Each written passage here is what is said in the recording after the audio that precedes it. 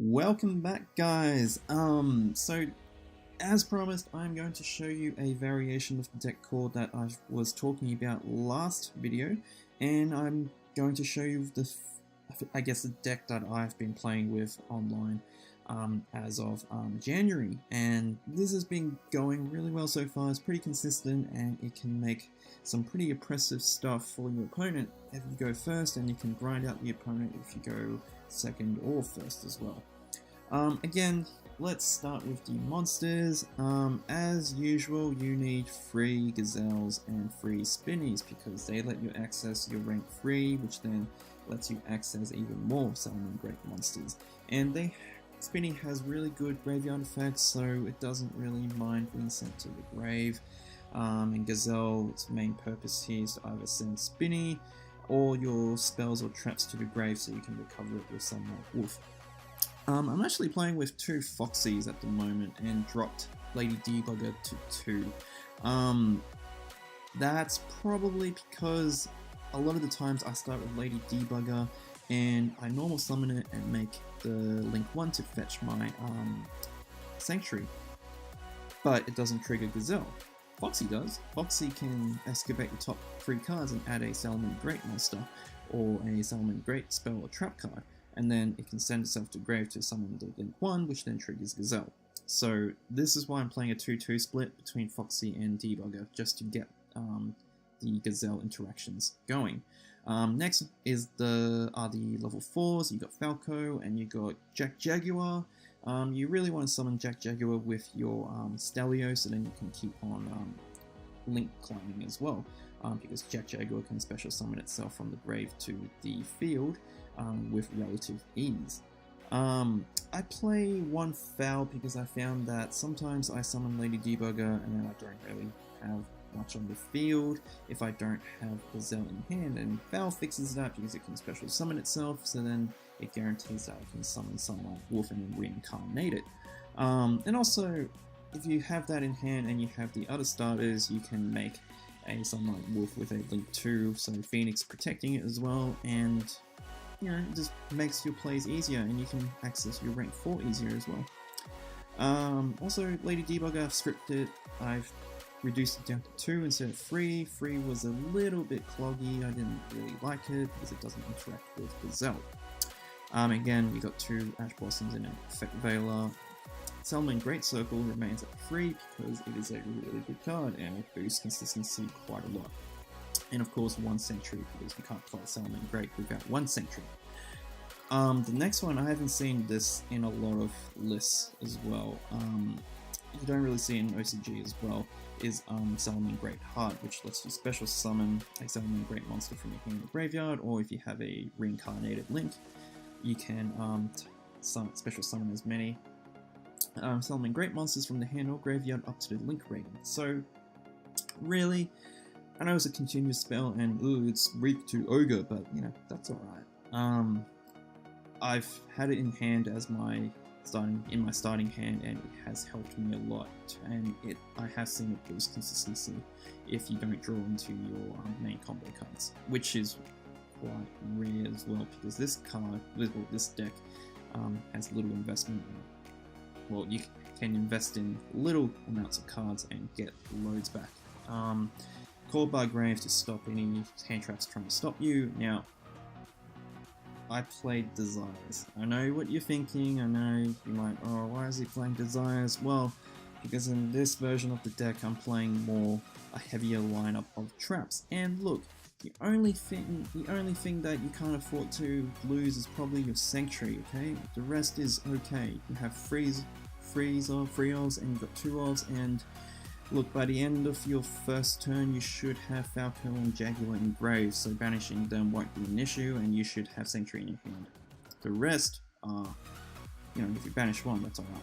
So, Desires is, because I'm playing a heavy trap lineup, I'm hoping that after my initial combo, I can play Desires at the end and draw into my hand traps or traps.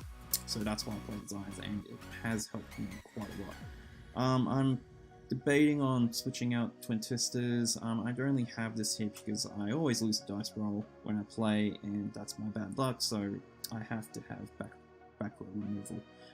But you know, Heat Leo does that as well. But you know, this is good as well.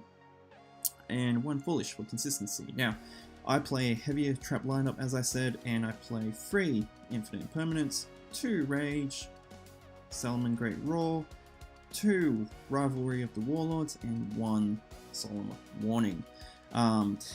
Rivalry, this card, it's bonkers sometimes because pretty much all your monsters are cybers. You can stop your opponent in its tracks with it sometimes. So yeah, that's my trap lineup and that's my main deck. Next I'm going to show you my extra deck. I have Mirage Stalio. I used to play 2, but now I play 1 because Jack Jaguar can recycle your Stalio back into your extra deck when you go through your first combo. The main rank 4 is my Baguska because all your monsters that you have on your field after your first turn should be your Sunlight Wolf or a Link monster, so Baguska doesn't really affect them. So having Baguska in your traps and hand traps is really, really terrifying.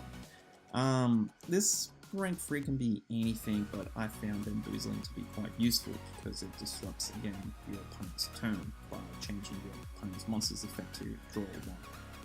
You know, doesn't really matter if you draw 1 because I'm going to win anyway. Triple Sunlight Wolf because I found that having 3 is mandatory basically because you keep on using it to incline or recover resources. 3 Valnix because it's so easy to summon as well and to trigger your gazelles and everything. I played with 2, but sometimes most of the time I found myself having to beg that a 3rd one would magically appear in my extra deck. And 2 Heat Leos. I like it, but to be honest, you can probably side the second one out because the second one is only really there if you play your fusion monster, which is in my side deck. I mean, spell trap removal is cool, and you can remove 2 spell traps by reincarnating Heat Leo, but that's really all there is to it. But I mean, you can reduce the opponent's attack and attack over things, but sometimes you can't attack over a ball, so can you? Nightmare Phoenix.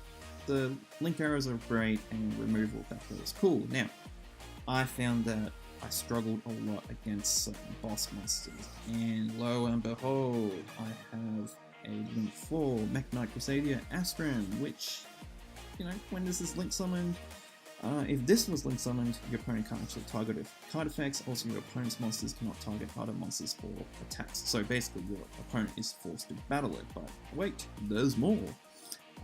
During damage calculation against a special summon monster, this actually gains the attack equal to the opponent's monster. So really, you can't target it, and you pretty much can't, I guess, attack over it. Look, if they manage to remove it, you can shuffle a card on the field into the deck.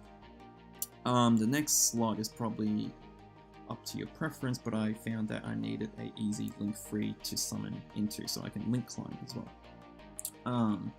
And Topology Tricks Bana is an option because it's really easy to summon, but you could probably put a Decode Talker or a different link 2 here or something, but you know, it's definitely a card that you can side out.